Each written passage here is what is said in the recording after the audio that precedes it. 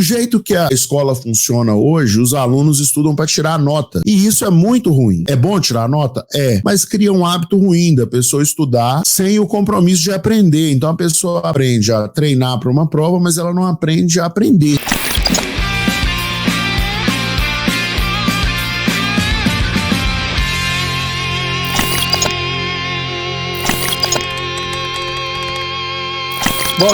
Bom dia, bem-vindos e bem-vindas a mais um podcast aí, 800 Neném. Eu sou o Bernardo Pena. Eu sou o Bruno Lopes.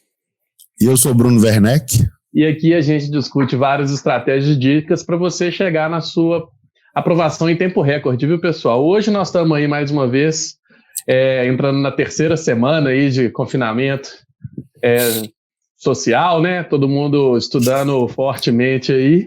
E aqui hoje o tema é, Bruno, filhos e quarentena, né? Como que os pais podem ajudar nessa fase aí tão difícil, né? E tão nova para a grande maioria dos alunos de ensino médio e pré-vestibular, que isso aqui são o pessoal que mais assiste a gente, né? Bruno, a gente sempre bateu um papo aqui em vários outros podcasts, a gente sabe que você tem 2 filhas, né? E aí, como que tá sendo essa rotina? E com certeza você traçou alguma estratégia, deu algum jeito de ajudar suas filhas aí nos estudos, para que elas não saiam prejudicadas, vamos dizer assim, nesse período. Se traçou alguma estratégia, conta pra gente como é que tá sendo esse dia a dia aí. Em primeiro lugar, bom dia para todo mundo, né? Boa tarde para quem está vendo à tarde, boa noite para quem está vendo a versão à noite.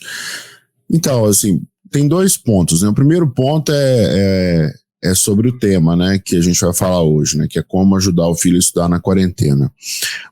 Então, o mais importante é que nós, e aí eu tô falando em nome do quadro, tá? A gente não tem pretensão nenhuma de ser o arauto da verdade ou de querer dar lição de moral, enfim. A gente não tá aqui para se posicionar acima dos pais, né? Muito pelo contrário, a gente se posiciona sempre abaixo da família com o objetivo de servir a família. Então, tudo que a gente falar aqui hoje é no sentido de compartilhar alguns aprendizados que a gente teve, né, e servir os pais. Então, se tiver algum pai aí participando e ele quiser contribuir, a contribuição vai ser super bem-vinda, né? Se ele tiver algum aprendizado para trazer, para compartilhar com a audiência, também vai ser super bem-vindo. De maneira nenhuma a gente quer aqui se posicionar como sabe tudo, né? A gente está aqui para servir e compartilhar aquilo que a gente tem observado e aquilo que a gente tem aprendido, né? E, então, feito esse primeiro comunicado, né, vamos dizer assim, colocando todo mundo na mesma página, que a gente está aqui mais para discutir estratégias, né, muito mais para discutir do que para ensinar. Eu tenho 2 filhas, né, uma tem 5 anos e a outra vai fazer 3 no final do mês, então a realidade delas é bem diferente da realidade das outras pessoas que nos seguem, né, que são majoritariamente pais com filhos no ensino médio e alunos do ensino médio ou que estão prestando vestibular, né. Então, assim, o que a gente fez aqui em casa, né? A escola, nas primeiras 2 semanas, a escola das meninas, nas primeiras 2 semanas, ficou sem saber o que fazer. Ficou perdida, né, porque é uma situação muito nova para a escola e para todas as escolas, né, uma situação muito nova. Eles não estão acostumados a lidar com o ensino à distância, né, e tiveram que aprender em 1, 2 semanas, talvez 3, a fazer isso, né.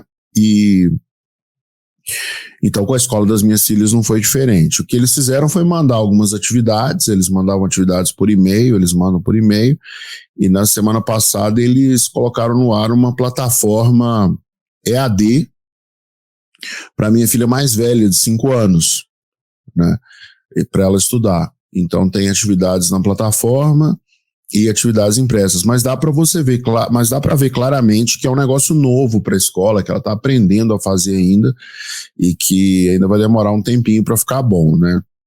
Provavelmente a crise do coronavírus vai passar né, essa que exige o nosso confinamento, e a escola não vai ter aprendido ainda, e depois ela vai voltar com as atividades normais, né. É muito isso, né, que aconteceu. E o que a gente fez aqui foi, a Lucimara está olhando mais essa parte pedagógica, né, de entregar as atividades para as meninas, né, então tem a minha mãe que vem aqui para cá, que está aqui em casa, né, ajudando a gente no dia a dia com as meninas, e a Lucimara e a gente continua trabalhando normalmente, mas a gente vai passando atividades, né, algumas atividades a gente busca no YouTube, né, atividades, principalmente quando é alguma coisa assim de movimentar o corpo, fazer uma ginástica, uma dança, mas com certeza a quantidade de conteúdo, a quantidade de ensino que elas estão recebendo é bem menor do que se elas estivessem na escola, né? E a mais novinha, que vai fazer 3 anos, a Isabel, essa sim tá brincando, tá colorindo, desenhando, que é mais ou menos o que ela faz na escola mesmo. Uma criança de 3 anos, ela vai na escola para colorir, brincar com a massinha, brincar com os colegas, então elas estão fazendo isso aqui em casa. Não tem uma estratégia assim, agora vamos bolar um plano para substituir a ausência da escola nesse momento. Não tem. No caso delas não tem como, porque grande parte do aprendizado delas é no convívio social com os coleguinhas, né? Quase que sensorial, né? É isso, você falou certinho, é sensorial, elas precisam estar com as coleguinhas para poder fazer alguma coisa. Mas por outro lado, a gente tem umas coisas legais aqui em casa, né? Por exemplo, aqui em casa tem uma criação de galinhas, né? Tem 4 galinhas e um galo. E uma das galinhas está botando ovo. Então, a Maria Luísa tem a missão de diariamente alimentar as galinhas, né? Então ela vem e joga milho para as galinhas. Eu até publiquei no meu Instagram ela fazendo isso. Eu vi. Então tá assim, cara. A gente tá meio que um misto aqui do que a atividade manda e o que o quintal permite, né, de exploração para elas, né? Muito bom, assim. Isso é bom demais. Você comentou da sua mãe, eu conheci ela uma vez no quadro, ela realmente parece uma mulher sensacional, que ajuda muito vocês aí e tudo mais. Aqui em casa é a mesma coisa, ajudou muito. Essa relação dos pais com o período de estudos é sempre muito, muito presente em várias histórias de alunos aqui aprovados do quadro, principalmente, né, Bruno? Quem acompanha a gente no canal aí já viu vários depoimentos que a gente coloca, né? Tem até uma mãe que raspou a cabeça para comemorar com a filha. A mãe da Gabriela. Gabriela, isso. Você conta pra gente aí um pouco da experiência que você viveu com os pais de alunos nesse contexto de pré-vestibular, como que foi a participação deles, o quão determinante foi isso na trajetória de sucesso dos alunos. Temos aí, né, o Basílio ultimamente a gente colocou um vídeo dele, contou bastante da presença dos pais.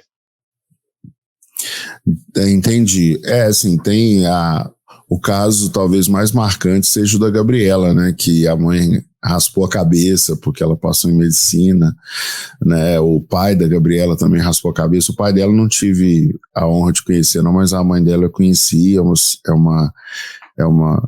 Ela não é velha, né, a gente fala senhora sim, mas ela é senhora pelo respeito que ela impõe, né, mas ela ainda é bem jovem e é muito trabalhadora, né. O que eu tenho visto, quando vem, né, vem à memória a lembrança dos alunos e das suas famílias, né, aqueles que eu tive a oportunidade de conhecer, é que os pais, eles não necessariamente são os especialistas nos estudos, né? Eles não têm essa especialidade, tanto é que eles colocam os filhos para estudar, mas eles entregam para os filhos o alicerce, que sem esse alicerce o filho não teria conseguido nada. Isso foi o que eu observei, que são os valores, né? Então todos os pais que eu conheci, eu conversei pouco com eles, né? Alguns eu conversei algumas horas, teve uns que eu consegui passar um dia batendo papo, Mas ficou muito claro para mim que eles têm valores muito fortes, valores de dedicação, valores de compromisso, né, o valor do respeito,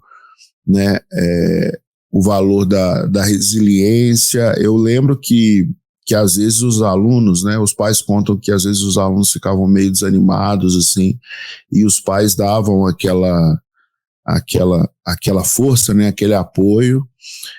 Teve até o caso de uma mãe, que é a mãe do Felipe Bonfim, lá de Brasília, que ela tem um papel de liderança na igreja onde ela participa, né? Ela é como se fosse uma líder das mulheres lá, né? Então ela já escreveu livros, ela dá aulas, né? Então é uma pessoa assim que acaba sendo referência para as outras pessoas que estão ao redor, né? E o pai do Felipe é da mesma forma, ele é militar da reserva e também tem um papel de liderança lá na igreja.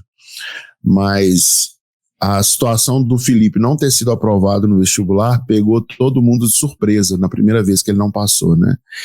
E o que eu lembro da mãe do Felipe contando, tem até isso no vídeo da história da família, né? Eu lembro da mãe do Felipe contando que ela ficou surpresa porque um dia depois do resultado do vestibular, no dia que saiu o resultado do vestibular e que o Felipe não passou, o Felipe ficou bem triste, ele chorou o dia inteiro, ficou bem triste. Mas aí no dia seguinte eles acordaram, né? E a mãe do Felipe acordou, ela sempre acorda muito cedo, ela foi, enfim, dar uma volta na casa, né, para ver os filhos e tal, e o Felipe já estava estudando, né, um dia depois saiu o resultado do vestibular que ele foi reprovado, e ela perguntou, meu filho, o que você está fazendo, né, por que você acordou tão cedo? E ele falou assim, mãe, eu acordei tão cedo porque ontem foi o dia de sofrer por eu não ter passado, mas a partir de hoje eu começo a me preparar para passar no próximo vestibular. E ela saiu do quarto, né? Ela deu uma palavra de apoio pro filho, isso mesmo, estuda mesmo, mas ela saiu e começou a chorar, né? Porque ela ficou emocionada com aquilo, né? Ver a força do filho, né? E certamente foi um valor que ela passou pro filho, né? Então eu vejo muitos pais nesse sentido, assim, de tudo que eles constroem, né, desde o nascimento dos filhos, de passar os valores, de passar os ensinamentos, é que fazem a diferença, né? A gente, como eu disse, está aqui para servir os alunos e suas famílias, mas o papel do pai é esse, que eu observei, né? É o papel de apoio incondicional, de suporte incondicional, porque, afinal de contas, todo pai quer o melhor para os seus filhos, né? E não tem, assim, outra forma de interpretar. E os pais, cada pai faz de um jeito, né? Depois seria até legal, Bernardo, você contar aquela história do seu pai com a redação que você me contou uma vez. Mas cada pai faz de um jeito, né? Ele incentiva o filho de um jeito diferente. Cada pai incentiva de um jeito diferente. Alguns pais incentivam cobrando, outros incentivam brincando, outros incentivam com palavras de incentivo realmente. Mas o fato é que todos os pais que eu conheci, né, e dos nossos alunos que foram aprovados e a maioria dos pais que eu conheço, eles têm esse papel fundamental de incentivar os filhos a alcançarem seus objetivos, né? Minha mãe também foi da mesma forma, ela não entendia direito como funcionava o vestibular do ITA, mas mesmo assim ela estava lá incentivando, falando, olha, Bruno, é isso mesmo, vai atrás do seu objetivo, né? Você tem que se dedicar, aqui em casa a gente vai te dar o apoio que você precisa. Então, assim, resumindo, é isso, né? Os pais, eles incentivam os filhos, eles dão todo o suporte que os filhos precisam, principalmente do ponto de vista emocional.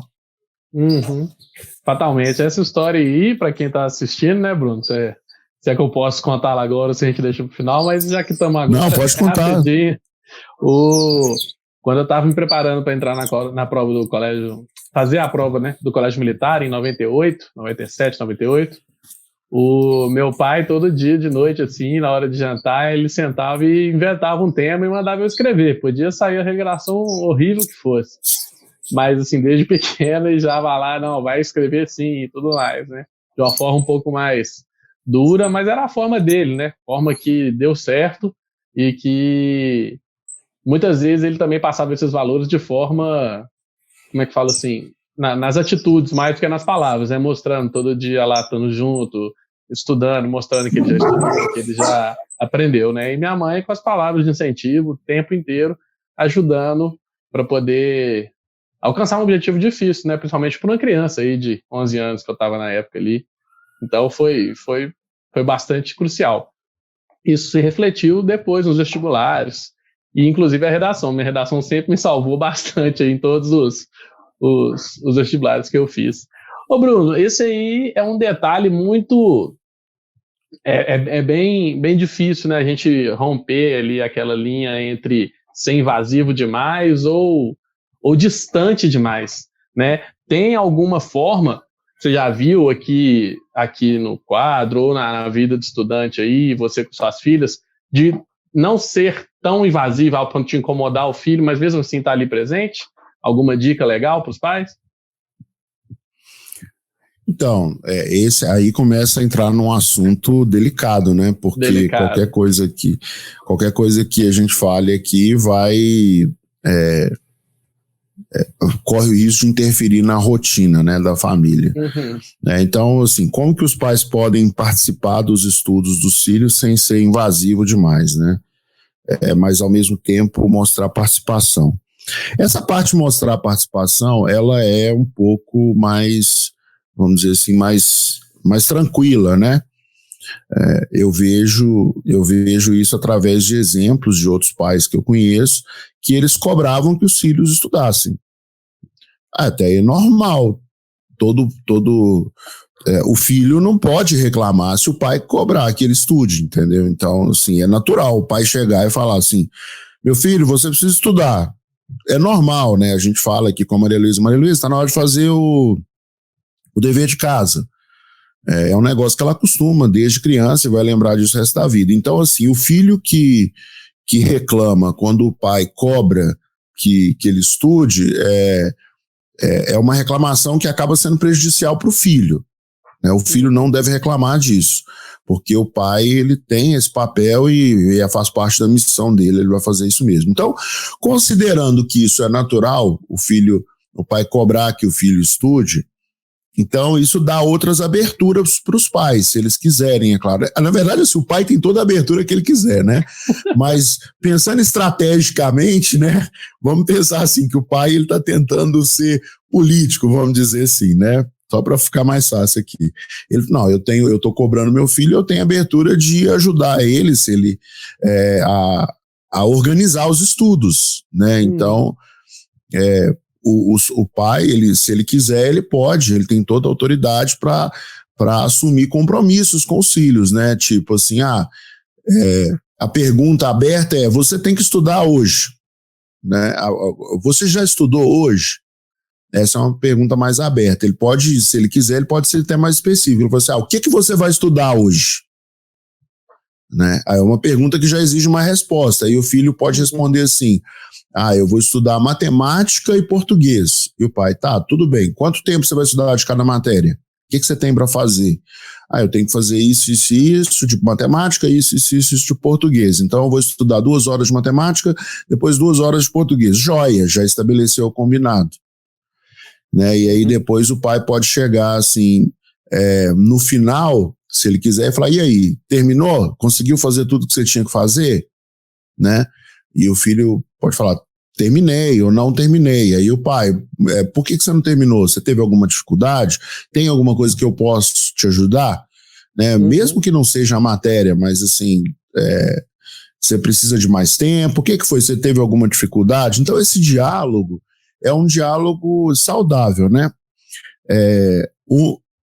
Tem alguns filhos que eles já são mais, vamos dizer assim, mais autônomos nos estudos, né? Que o pai só às vezes cobra que o filho precisa estudar, mas o filho desembola sozinho, procura nos livros, procura na internet, enfim, ele desembola. E aí me fez lembrar da história da mãe do Samayon. Samayon é um aluno nosso que fazia tudo na plataforma, né? E o nome dele é um nome francês, é um nome diferente, Samayon Hectoré. E quando ele entrou na plataforma, a gente achava que ele era um fake, uma pessoa, porque a gente não conhecia esse nome, um nome muito novo para nós, né? Então, ignorância nossa, a gente achou assim, o Samayon é uma pessoa que está aqui para ver tudo que a gente faz e copiar, né? Que acontece isso na internet. Mas não, o Samayon realmente ele estava estudando, a gente viu, a gente conheceu os pais dele e a mãe dele fazia o seguinte. O Samayon acordava muito cedo para estudar, ficava de 8 a 10 horas no quarto estudando, porque ele queria a AFA, e passou, né? E de vez em quando, assim, no meio da manhã ou no meio da tarde, a mãe dele levava para ele um lanche, né? E nesse levar o lanche, ela perguntava, e aí, Samayon, como é que tá indo? Tá indo tudo bem? E às vezes o Samayon dizia, tá indo tudo bem, mãe, eu tô conseguindo fazer o que eu tenho de fazer. Às vezes ele dizia, mãe, aqui tá difícil e tal. Aí ela, toma esse suco aqui para você relaxar e que vai dar certo. Ela fazia isso. E às vezes ele falava, não, mãe, agora não posso ser interrompido porque eu estou no meio de um exercício. Então, assim, tinha esse lance, né, do pai, da mãe dele chegar e dar esse auxílio, né? Uhum.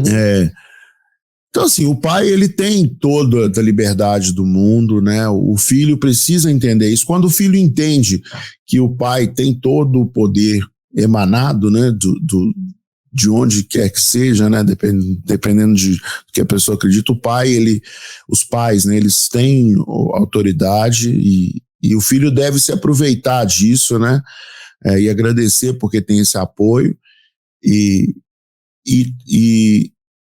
ser receptivos, né, os filhos precisam ser receptivos à participação dos pais. Então o pai pode chegar e cobrar que o filho estude, né, é uma boa forma de participar, cobrar que o filho estude, afinal de contas, com isso, o pai está mostrando que estudar é importante, né, e os filhos gostam de agradar os pais. Então, se o pai mostra que estudar é importante, o filho, naquele desejo natural de agradar os pais, vai estudar, né? E o pai pode entrar um pouquinho mais, ajudar o filho a organizar o seu horário de estudos, né? Isso ele pode fazer também. É muito comum o filho reclamar que está precisando de algum material para estudar, né? O pai pode se prontificar para ajudar o filho a adquirir aquele material, seja comprando um livro na internet, seja comprando um livro usado numa loja de livros usados, né? Enfim, o ponto aqui é o seguinte, os pais, eles podem tudo que eles quiserem em relação ao estudo dos filhos, em relação a todas as áreas dos filhos, né? E o filho que escuta o que o pai tem a dizer, que recebe bem essa participação dos pais, ele tende a ir mais longe na vida, né? Então é importante aproveitar a participação dos pais, principalmente nesse momento aí da quarentena, né, que tá todo mundo em casa, o filho tem que aproveitar isso, né? É sensacional. Vê se você concorda comigo. É uma ajuda muito, muito grande, muito boa, né? Os pais estarem ali mais observando também o processo como um todo, não necessariamente só o objetivo final, né? Nesse processo todo, estabelecendo um diálogo de vai e volta, fica bom para os dois lados. Você concorda comigo? E pode ajudar bastante, pois assim, eu acredito, né? Foi o que aconteceu comigo. Assim, o que você falou foi muito importante, né? Assim, o pai, ele tem que olhar para o resultado, né? Ele tem que olhar para o resultado, mas ele não pode esquecer do processo. Né? Tudo na vida é assim, né? Você tem um objetivo que é o resultado, às vezes o resultado não vem, né? E a resposta pelo resultado que não veio pode estar no processo. Então, como eu estava dizendo, assim, é natural os pais cobrarem que os filhos estudem, né? Mas nem sempre os filhos vão aprender. Então, nada impede, né, se o pai quiser, dele fazer como a mãe do Samayon, que eu dei um exemplo, né? Ela chegava e perguntava pro filho assim, e aí, como que tá indo? Tá indo tudo bem? Né? Isso é um jeito natural, né, dela se preocupar com o processo, entender se o filho estava aprendendo, se o filho estava com alguma dúvida. Então, isso tudo mostra assim, que é importante olhar para o resultado e é importante também entender o processo. Essas que eu conheci, que eu te falei, eles viveram, a maioria deles viveu uma reprovação dos filhos. A maioria deles viveu uma reprovação. Né, uma reprovação inesperada. O filho estava super bem, super animado, né, tudo apontava para aprovação, mas o filho não passou. Né, então os pais viveram uma reprovação. E eu lembro de alguns deles contando como que foi esse processo. Após a reprovação, os pais, eu não sei nem se muitos tinham essa intenção, mas eles iam numa posição de reafirmar o compromisso do filho, né? Ajudar o filho a reafirmar o próprio compromisso, no sentido de e aí, você não passou? A gente fica muito triste, realmente eles ficavam muito tristes, mas a gente viu que você se esforçou, a gente viu a sua dedicação. Então, a forma de consolar os filhos, né? Então, não fica triste não, porque você deu o seu melhor, né? E isso já criava uma tranquilidade na cabeça do filho, né? Poxa, eu tenho o meu apoio. E vinha a pergunta, tá, o que você quer fazer daqui para frente? Você quer discutir agora ou você quer pensar sobre isso depois? E muitas vezes o filho falava assim, não, eu quero tentar de novo. E o pai perguntava, você tem certeza que você quer tentar de novo? Porque você pode não ter passado nesse vestibular aqui, mas você também passou nesse que é muito bom. E a gente vai te dar todo o apoio se você quiser seguir essa outra opção. Nós vamos te chamar do mesmo jeito, nós vamos te respeitar do mesmo jeito. Enfim, nós somos a sua família. E alguns filhos falavam, não, eu vou seguir essa outra opção. Né? A gente tem um aluno nosso que o pai dele é formado no IME e ele queria muito fazer o IME ou o ITA, né? E ele não passou. Ele chegou a matricular de novo e depois ele entrou em contato com a gente e falou assim, olha, eu conversei com a minha família, a gente ficou feliz com a minha aprovação na UERJ, que é a Universidade do Estado do Rio de Janeiro, que também é pública, que também é muito boa, e a gente decidiu que eu vou fazer a UERJ. Nós estamos resolvidos nisso. Beleza. A gente, né, reembolsou a matrícula dele e tal. Então foi uma decisão dessa, tomada em família, no sentido de seguir por um outro caminho. E teve situações também dos alunos falarem com os pais, quando o pai perguntava, e aí, o que você vai fazer? O aluno falava assim, olha, eu quero tentar de novo, como foi o caso do Felipe, né? E todos os pais que viveram essa situação com os quais eu conversei se posicionaram prontamente para apoiar os filhos. Né? Então, assim, o pai ele faz isso, ele apoia o filho, ele cobra, né? Ele ajuda o filho a entender o que está acontecendo, né? Fazendo perguntas, né? Naturalmente o pai faz isso. E é muito bom essa dinâmica, né? Tem muita gente que fala que não, que os pais não devem se envolver, que os pais devem só fazer o que o filho fala que tem que ser feito. Enfim, é complicado, né, adotar essas posições. Eu acredito assim, que o que faz mais sentido é o pai participar o máximo que ele achar que precisa participar, né, e tá sempre junto com o filho, porque o filho gosta disso, né. A gente tem até um comentário aqui da Fernanda, né, deixa eu ler o comentário dela. Fala assim, eu como mãe sempre cobrei, mas muitas vezes sem necessidade. Minha filha Isabela é nossa aluna esse ano, sempre foi mega dedicada aos estudos, mas infelizmente ou felizmente, né, ela acredita em Deus, ela não conseguiu entrar em medicina. Por ser inteligente, ela nunca precisou ficar horas estudando, mas só a inteligência foi pouco para conquistar o sonho. Aí ela fala, foi aí que entrou o quadro. Ela está mega dedicada, organizada e o mais importante, feliz com o curso escolhido. Obrigado, Fernanda. Para nós é muito importante aí esse reconhecimento, essa mensagem para nós nos incentiva bastante, e a gente está aqui mesmo para servir a sua família, né? Olha para você ver esse exemplo aí da Fernanda, ela deu a oportunidade para o quadro, né, de ajudar a filha dela nos estudos. É assim que a gente gosta de se posicionar, entendeu? Como alguém que recebeu essa honra. E aí a gente ajuda na questão da organização, no conteúdo, no acompanhamento, na monitoria, na correção de redações, enfim, todas as áreas que a gente tem competência. Mas você vê que o mais importante disso tudo é a mãe que faz, né? Ela faz a cobrança.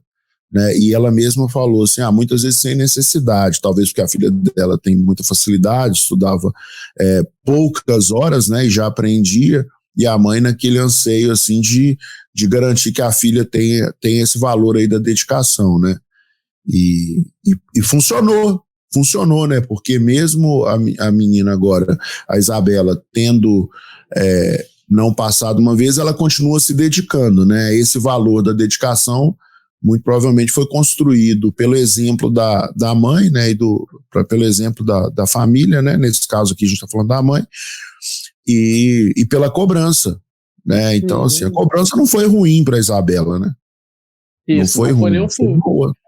Isso, você mencionou aí um pouco atrás, que alguns pais não têm a habilidade da pedagogia, vamos dizer assim, né, isso é muito bom todo mundo poder reconhecer, né? Eu não tenho a habilidade de um geógrafo como o Bruno, então eu vou lá e busco ajuda, alguma coisa assim. Mas uma dica que eu creio que você pode dar, Bruno, e ver com o pessoal, você pode comentar um pouco, é o seguinte: essa capacidade de organização, de estabelecer, de mostrar como estabelecer uma prioridade ou não, a gente adquire com a experiência, correto? Da vida, assim, ninguém novo.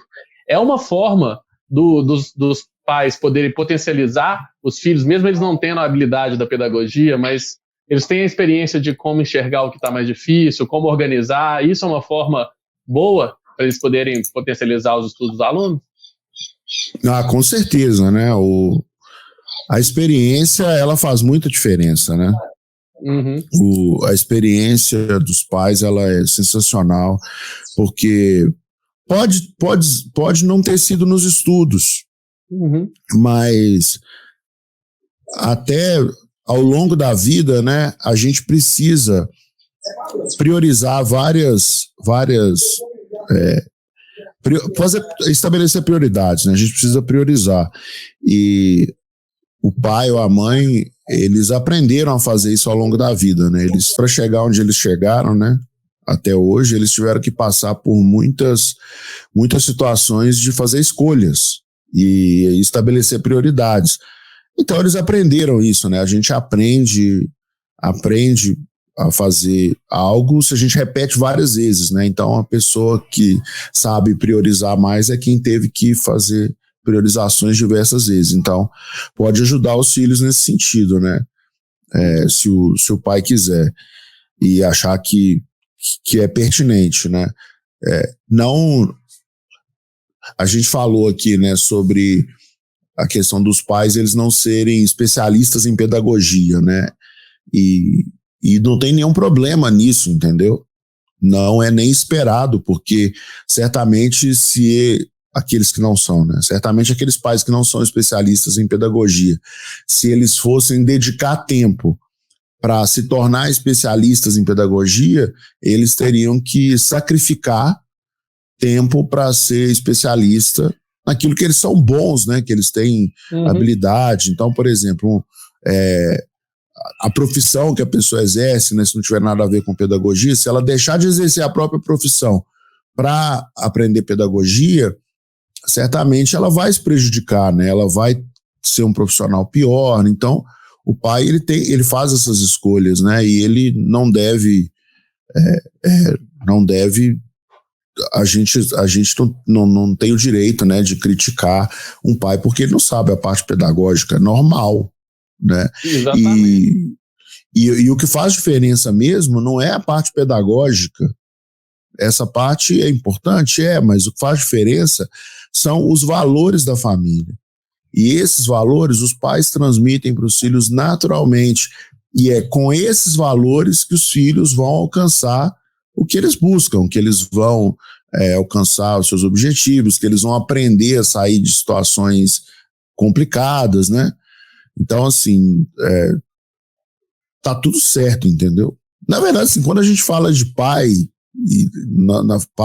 na família, a priori tá tudo certo. Os pais, eles são os melhores para educar os seus filhos, ninguém é melhor do que os pais para fazer isso, os pais, eles têm a razão, eles sabem melhor do que qualquer pessoa como conduzir os filhos ao longo da vida, né? E a gente e não só o quadro, mas outras escolas, né, cursos de idiomas, academias, enfim, todo mundo que presta um serviço para a família deve se adequar à família, né? Deixar muito claro no início da relação, a gente, né, que está prestando o serviço, quais são os nossos valores, como que a gente trabalha, o que a gente faz, e deixar muito claro para a família isso, para a família escolher se nós somos aquilo que a família está procurando. Nunca entrar numa de eu já vi muito assim, entrar nessa de porque o pai é isso, o pai tem que aprender a fazer isso. Não é isso, entendeu? A gente é prestador de serviço, a gente está aqui para servir a família e a gente tem que abraçar essa honra, né?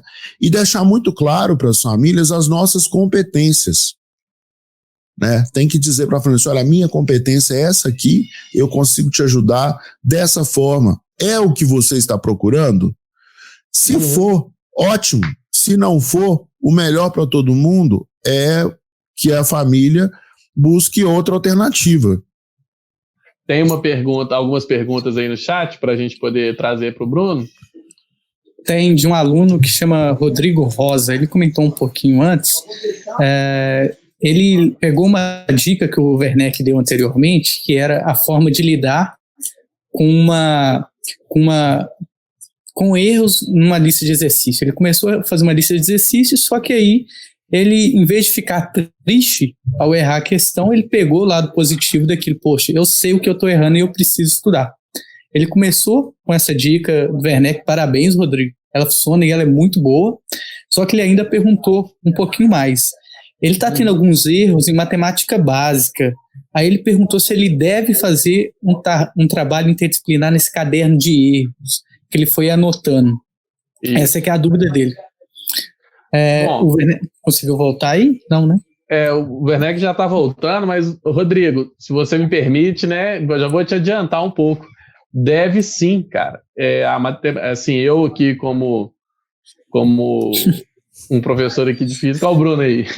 Voltei. Repete a pergunta para ele aí, Lopes, que aí ele responde. É o seguinte, Werneck, tem um aluno que chama Rodrigo Rosa. Ele pegou uma dica que você deu que é muito boa, da forma de lidar com aquele exercício ou com aquela matéria que ele vai fazer o exercício e não vai bem. Em vez de ficar triste, ele fica feliz, porque ele sabe que ele errou. Nisso, ele começou a fazer um caderno dessas questões de erros e estudar elas. Só que uma das dúvidas dele é o seguinte: como ele deve lidar com essa questão dos erros, sendo que ele está tendo dificuldade de matemática básica? Entendi.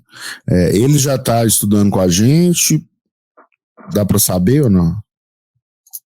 Eu posso olhar aqui, ó.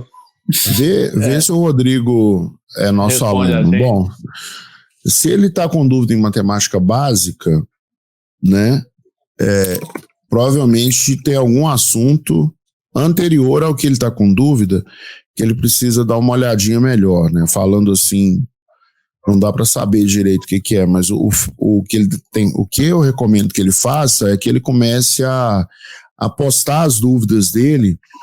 Se ele for nosso aluno, ele posta na monitoria, né? E reclama lá na comunidade se por acaso a dúvida dele estiver demorando demais para ser tirada, para a gente entender. A gente tem um prazo aqui de tirar as dúvidas que é de 24 horas, mas eventualmente alguém passa desse prazo. Então, seria bom ele ir lá e reclamar, se for o caso, tá? Se ele não for nosso aluno, aí a sugestão que eu dou é que ele procure um grupo de Facebook de alunos bem estudiosos. E aí ele publica lá a dúvida dele, alguém vai tirar essa dúvida. Alguém vai tirar essa dúvida dele, ele vai começar a identificar onde que ele precisa melhorar e aí ele vai identificar qual assunto que ele precisa estudar, né? Se ele for nosso aluno, a dúvida dele provavelmente vai surgir numa lista de exercícios. Essa lista de exercícios está dentro de um tópico. Dentro desse tópico tem videoaulas que ensinam aquele conteúdo. Então eu recomendo que ele veja essas videoaulas novamente, né? E veja resoluções de outros exercícios parecidos dentro da plataforma mesmo, para poder tirar as dúvidas. Se ele não for nosso aluno, então quando ele publicar esse conteúdo em algum fórum, ele perguntar de qual assunto é aquele conteúdo. Perguntando, sabendo de que assunto se trata, ele consegue voltar a estudar depois. Bacana. Ô Bruno, aproveitando que chegou uma outra dúvida, eu acho que esse momento é oportuno, né? Do Paulo Arnal. Eu acho que eu já coloquei alguma dúvida dele, eu tenho quase toda certeza. Ele perguntou, as revisões devem ser feitas de quanto em quanto tempo? Tá, revisões, né? A gente sempre fala sobre as revisões, né? E a melhor maneira de fazer a revisão é no simulado, tá? Uma vez por mês, pelo menos, o aluno faz um simulado e ele vai descobrir no simulado aquilo que ele acertou, aquilo que ele errou.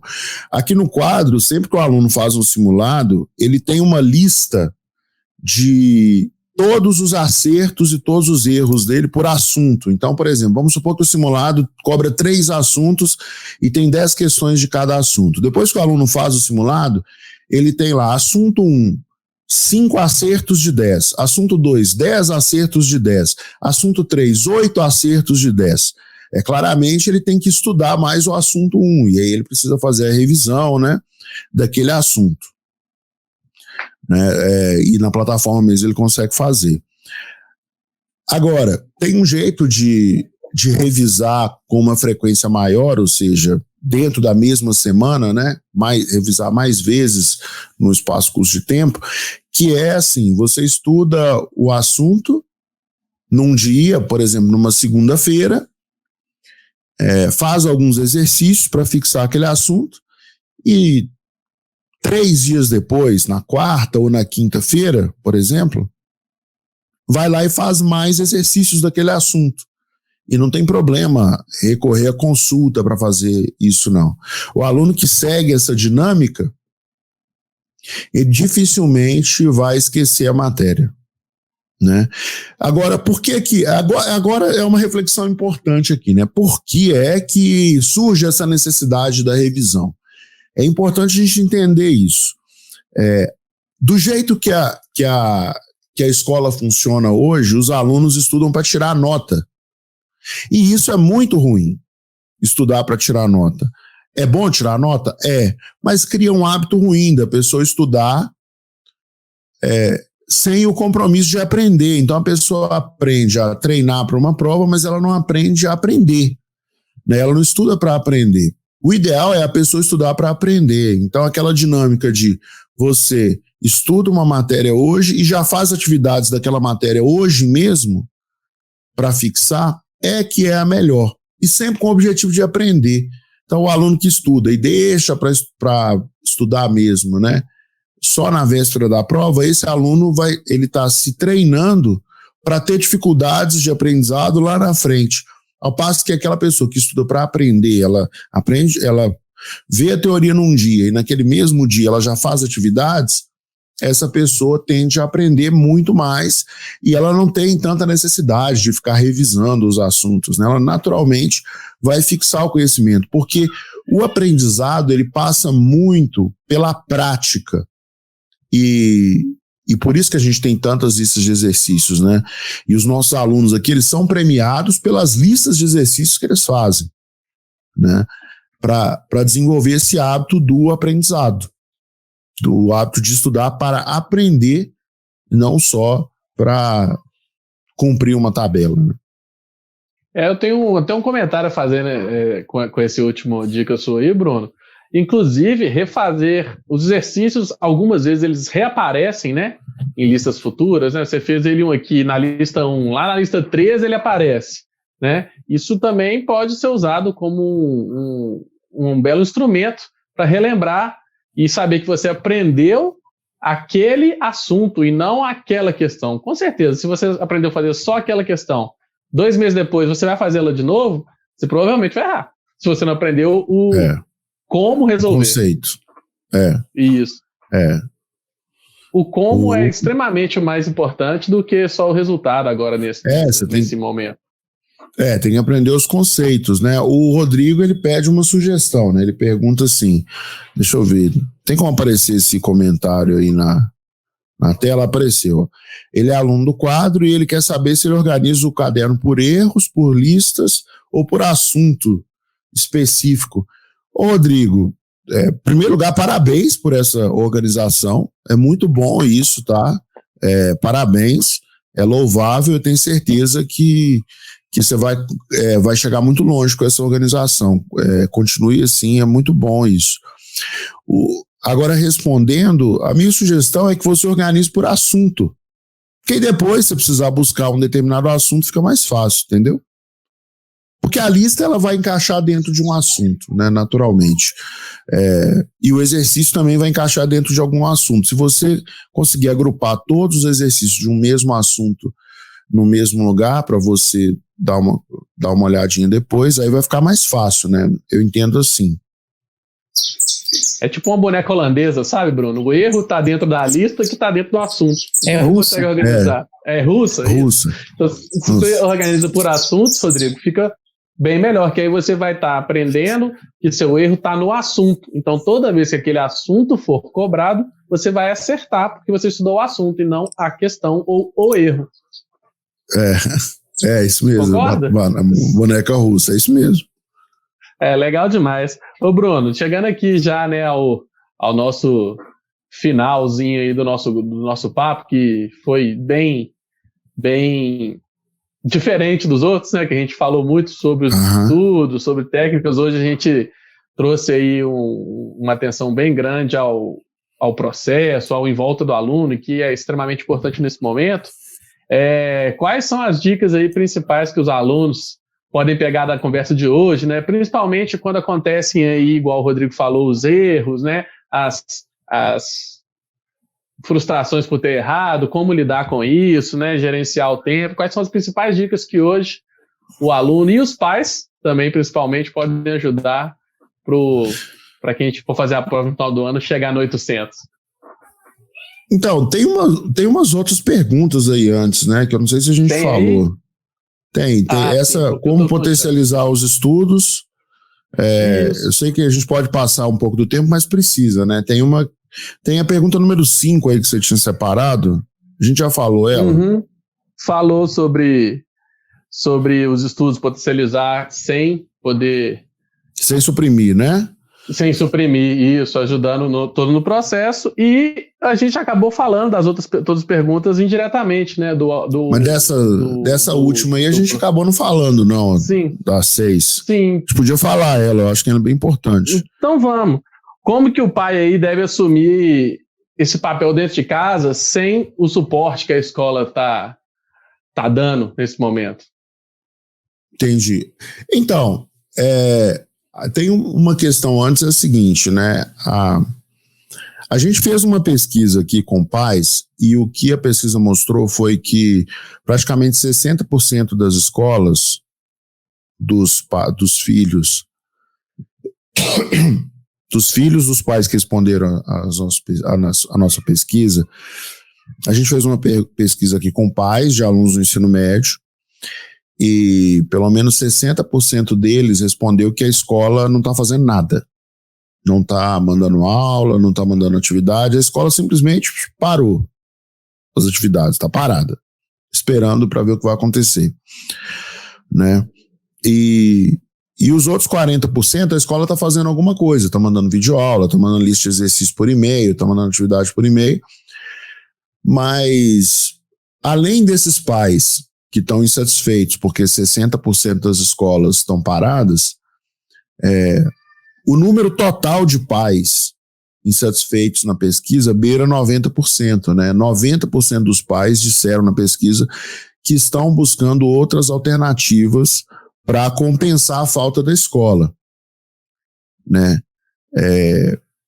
A primeira pergunta que a gente deveria fazer, então, é a seguinte: ok, na falta da escola, por causa dessa situação de calamidade que o nosso planeta está vivendo, o pai deve assumir o papel de escola? Depende. Depende do que o pai quer fazer, né? Porque às vezes o fardo é pesado demais e o pai, ele nem julga ter competência para fazer isso, ele vai buscar ajuda, né? Tanto é que 90% dos pais que participaram da nossa pesquisa responderam que estão buscando alternativas, né? E como que muitos pais estão fazendo, que a gente observou?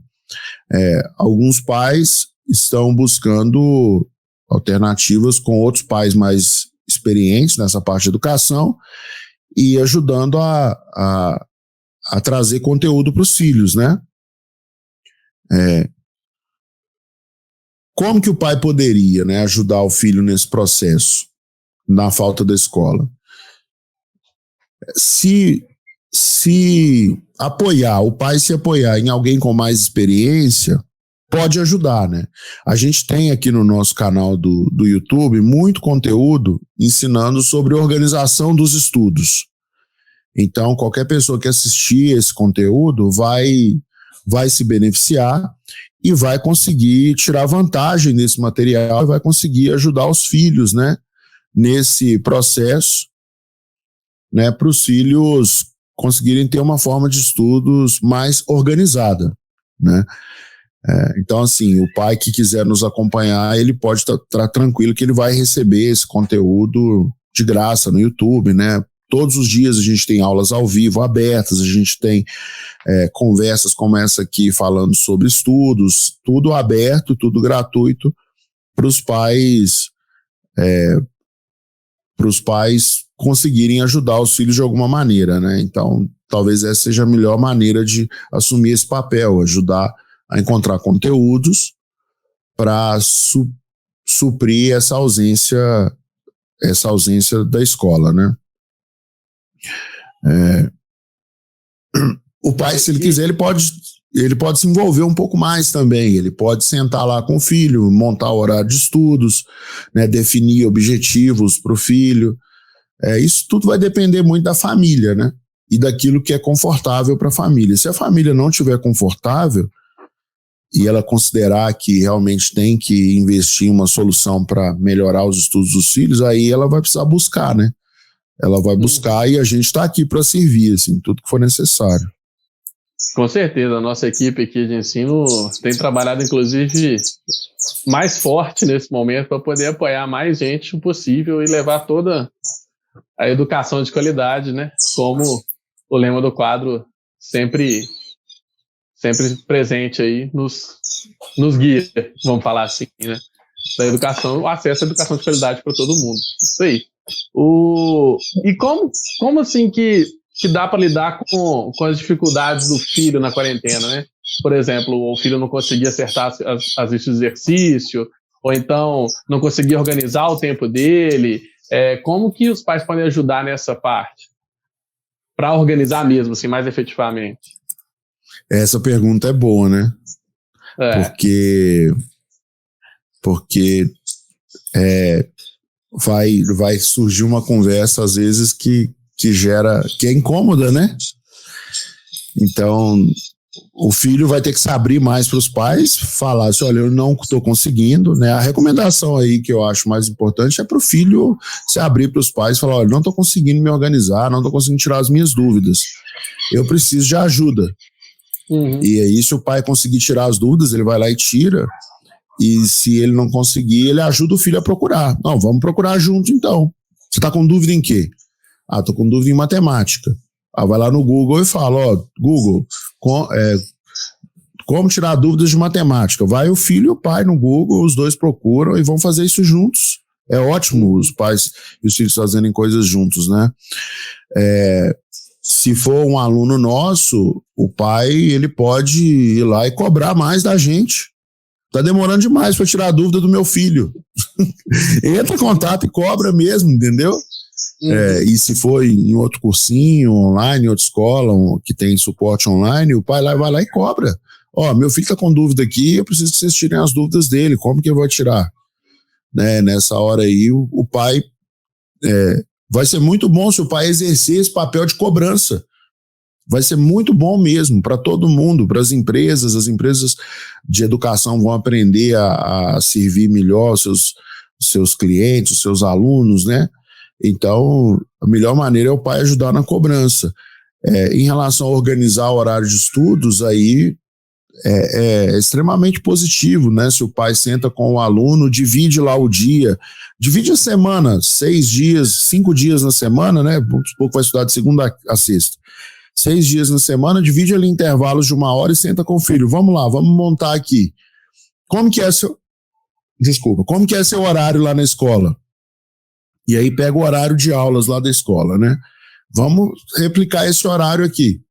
Na segunda você tem 2 aulas de matemática, 2 de biologia e 2 de química. Beleza, então toda segunda você vai seguir esse horário da escola. Muitas vezes a escola já tem o horário lá. Tem o horário marcado e basta replicar e fazer em casa. Essa é uma ótima técnica, inclusive. Pegar o horário de aulas e colocar o filho para estudar nesse horário. Acho que funciona bem. Né? Ele já está ali desde do ano, acostumado, já sabe mais. Quanto menos impactar essa mudança impactar na rotina diária, melhor para o aluno, já está acostumado. Tem uma dúvida do Lucas Natan aí, né?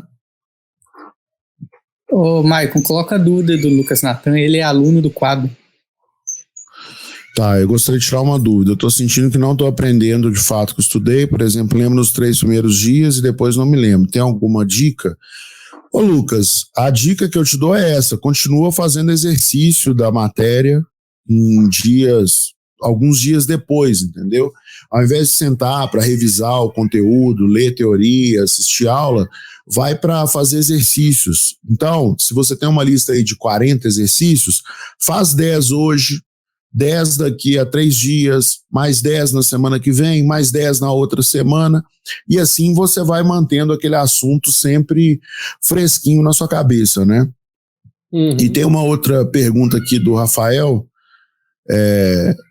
olha só, essa do Rafael, lembro de um vídeo, coloca ela no ar, por favor. Lembro de um vídeo que o pai da Sofia, aluna aprovada do quadro, falou que o pai deve ser um colaborador e não um cobrador. A cobrança já não seria uma forma de colaboração? Olha, Rafael, é isso, né? Essa conversa aí com o pai da Sofia, eu fui lá na casa deles e conheci, né?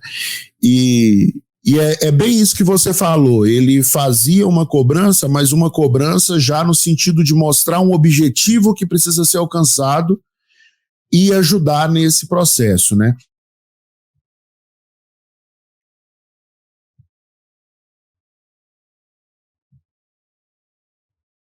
Alô? Travou do Werneck? Acho que travou do Werneck. No caso peraí, voltou. Então, no caso da Sofia, que o Rafael menciona, tem um detalhe. O pai da Sofia é um cara, ele é professor, assim, antes de tudo, universitário, e ele é um cara, assim, de uma cultura, de um conhecimento, ele é um intelectual, né? Então, para ele, é muito natural fazer isso. Eu, por exemplo, não sou um intelectual, eu sou um engenheiro. Então, para mim, é difícil, às vezes, ser tão pedagógico, né? É natural isso, do perfil da pessoa. Mas o que você falou, Rafael, está bem certinho. É uma cobrança muito mais colaborativa do que cobrativa, vamos dizer assim, né? É uma cobrança que já mostra um objetivo que precisa ser alcançado e que se posiciona o tempo todo ao lado do estudante no sentido de alcançar aquele objetivo, né? E numa postura bem colaborativa mesmo. Excelente, temos. Então tá bom, Bruno. Acho que já foi tem mais um aí, um WhatsApp. Bom dia, Bruno. Estou com muita dificuldade de estudar durante esta quarentena. Tenho uma rotina bem fechada, mas depois da paralisação acabei perdendo o ritmo. E aí, Bruno, como que você pode ajudar ele a vencer essa inércia? acho que perdi 2 semanas em média. Você tem uma boa dica para voltar ao ritmo? Então, o melhor é esquecer essas 2 semanas que foram perdidas, né? Não tenta recuperar. Começa de onde você parou anteriormente essas 2 semanas e vai em frente. Se a rotina tiver ruim, de repente vale a pena mudar um pouco a rotina, né? Se você está acostumado a estudar na parte da tarde, começa a estudar na parte da manhã, alterna um pouquinho, né?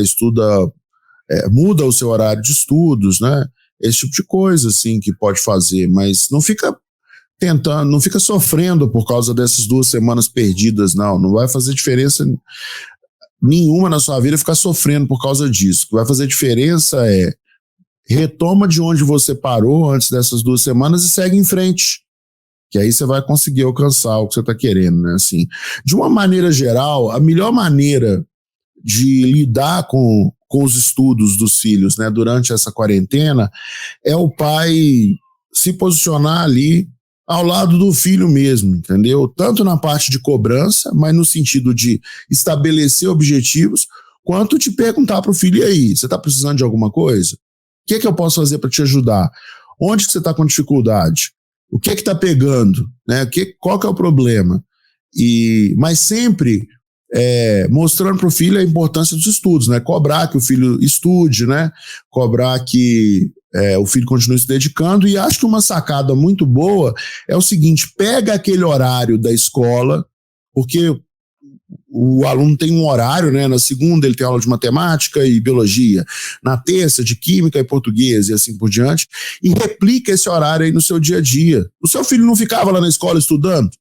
Ele estudava uma aula, fazia um intervalo de 5 minutos, estudava mais uma aula, fazia um intervalo de 30 minutos, estudava mais uma aula, fazia um intervalo de 5, estudava mais uma aula, depois era o almoço. Replica essa dinâmica aí e pronto, monta a escola dentro da sua casa. É uma dinâmica que ele já estava acostumado, né? Ele vai ter que seguir. Outro negócio que ajuda bastante, né? Assim, só para fechar, né? Então, essa dinâmica, replicar essa dinâmica que já vinha da escola, com horário de aulas da escola, transformar isso num horário de estudos em casa, já vai ajudar bastante, né? Vai ajudar bastante o pai nesse trabalho aí com os filhos, e com certeza o filho vai ter um desenvolvimento, tá? Um outro ponto importante é o seguinte: o filho tinha uma dinâmica de relacionamento, de encontrar com os amigos, né, de trocar ideia. Essa dinâmica deve ser estimulada. Estimule o seu filho a usar as redes sociais para fazer encontros virtuais com os amigos, para bater papo, para trocar ideia, para, sei lá, jogar videogame, para assistir um filme juntos, né? Hoje as redes sociais têm esse recurso, né, que você pode assistir um programa junto com outras pessoas sem estar no mesmo lugar. Então, incentiva isso, e é um momento bom assim para passar mais tempo com os filhos, né? Vai ser bom para todo mundo. O pai é bom, para o pai é bom, porque ele mantém um contato próximo com os filhos, e para o filho é bom também, porque ele se sente amparado pelos pais, né? Um negócio que eu fico pensando muito aqui é o seguinte, que esse filho que está dentro da nossa casa hoje, né, ele só vai estar aí hoje. Amanhã ele já é outra pessoa. Uhum. Então tem que aproveitar que essa pessoa, que esse filho está aí. Eu penso assim, né, aproveitar que o filho está aqui hoje e curtir esse momento, interagir com ele hoje, porque amanhã já é outra pessoa. Daqui 2 semanas, então. E não tem foto, não tem vídeo que substitua aquela pessoa que o seu filho era, né? No caso que minhas filhas eram. Acho que é isso. Isso aí, Bruno. Só agradecendo aqui a participação de todo mundo hoje, que foi bastante intensa, né? Principalmente a Fernanda, mãe de aluna nossa, Isabela, aí no quadro, né? Parabenizar todo mundo que está aqui assistindo, porque essas conversas ajudam bastante a evoluir nos estudos aí. Muito bem. Muito obrigado, tá? Agradecer a nós aqui pelo papo sempre enriquecedor, e que terça-feira que vem nós estamos aí com mais algum assunto bastante pertinente, tá? Valeu, gente. Valeu, Brunos. E um bom dia a todos aí e até mais. Até mais.